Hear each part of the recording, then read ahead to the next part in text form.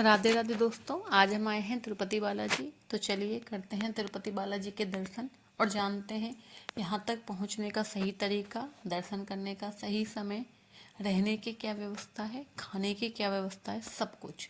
तो आज हम आपको तिरुपति बालाजी के बारे में सब कुछ बताएंगे। तिरुपति बालाजी भारत के भव्य मंदिरों में से एक है और श्री वेंकटेश भगवान, जो कि विष्णु भगवान का ही अवतार है, उनको समर्पित है। तो सबसे पहले हम जानेंगे तिरुपति पहुंचना कैसे है और ये कहाँ पड़ता है। तो तिरुपति बालाजी जो है वो आंध्र प्रदेश राज्य में पड़ते हैं एंड आंध्र प्रदेश राज्य के तिरुपति के पास में ये तिरुमल की पहाड़ियों में बना हुआ एक भव्य मंदिर है। ये तिरुपति बालाजी जो शहर है उससे ये लगभग 20 किलोमीटर की दूरी पर पड़ता है। तो यहाँ पहुँचने के लिए आप बाई प्लेन आ सकते हैं, बाई ट्रेन आ सकते हैं और बाई बस आ सकते हैं। पास में ही रेलवे स्टेशन है तिरुपति में। अगर आप ट्रेन से आना चाहते हैं तो आपको तिरुपति में रेलवे स्टेशन पर रुकना पड़ेगा और वहाँ से बस लेनी पड़ेगी, क्योंकि तिरुमल में कोई भी रेलवे स्टेशन नहीं पड़ता है। तिरुमल एक शहर बना हुआ है जो कि पूरा मंदिर के ट्रस्ट का ही है। वहाँ सिर्फ मंदिर है, अन्य मंदिर भी हैं, घूमने की छोटी छोटी जगह हैं और मंदिर से जुड़ी हुई धर्मशालाएं, प्रसाद, अन्न प्रसादम आदि है। तो आप प्लेन से आते हैं तो आपको तिरुपति उतरना पड़ेगा, वहाँ से बाई बस आपको आना पड़ेगा। अगर आप ट्रेन से आते हैं तो भी आपको तिरुपति ही उतरना पड़ेगा और वहाँ से बाई बस आना पड़ेगा। आप बाई टैक्सी भी आ सकते हैं।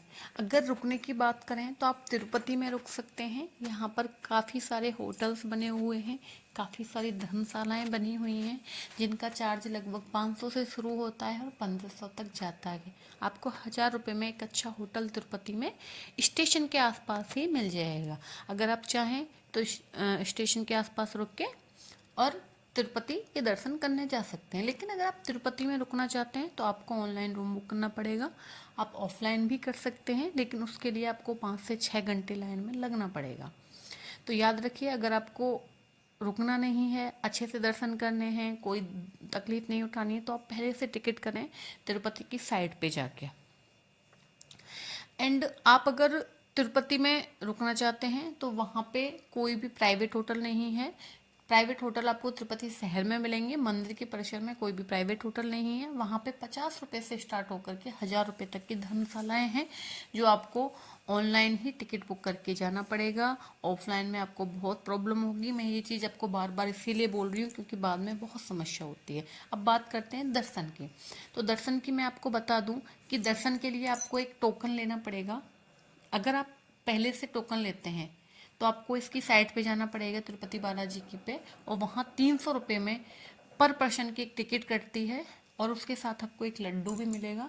आपको वो टिकट करनी पड़ेगी। अगर आप ऑफलाइन टिकट करेंगे तो तिरुपति में 3 जगह पे ऑफलाइन टिकट्स होती हैं। एक तो स्टेशन के पास, एक श्रीनिवासम कॉम्प्लेक्स, एक है गोविंद गिरी कॉम्प्लेक्स। इन तीनों पे ही आपको ऑफलाइन जाकर के वहाँ मंदिर के दर्शन के लिए टोकन मिल जाएगा। लेकिन वो टोकन की लाइन रात को 10 बजे लग जाती है। अगर आप टोकन ऑनलाइन लेते हैं तो आपको दर्शन होंगे 6 घंटे में। अगर ऑफलाइन लेते हैं तो आपको दर्शन होंगे 10 घंटे में। अगर आप नॉर्मल दर्शन करते हैं तो आपको दर्शन होंगे लगभग 24 घंटे में। तो अब आप ये देखिए कि आपको किस तरीके से आने हैं। अगर हम बस की बात करें तो बस का जो फेयर है वो लगभग 150 रुपये से शुरू होता है एसी बस का, और दोनों साइड का अगर आप लेते हैं तो लगभग 200 रुपये में हो जाता है। और दोनों साइड का लेते हो तो 72 घंटे में आपको वापस जाना पड़ेगा। जो नॉन एसी का किराया है वो 90 से 160 रुपये पड़ता है। अगर दोनों साइड का लोगे 160, एक साइड का लोगे 90। लेकिन एक चीज़ याद रखें कि दोनों साइड में आपको 72 आवर के अंदर वापस आना पड़ेगा। एंड एक और बात याद रखिएगा कि यदि आप दर्शन करने के लिए जा रहे हैं तो आसपास की जगह भी ज़रूर घूमिएगा।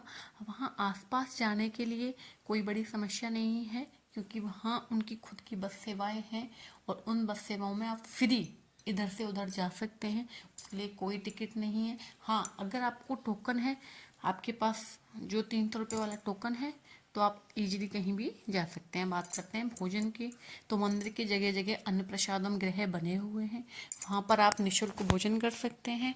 वहाँ प्राइवेट भी भोजन, काफ़ी भोजन संग्रहालय बने हुए हैं, अगर आप चाहें तो उन भोजनालय में भी भोजन कर सकते हैं।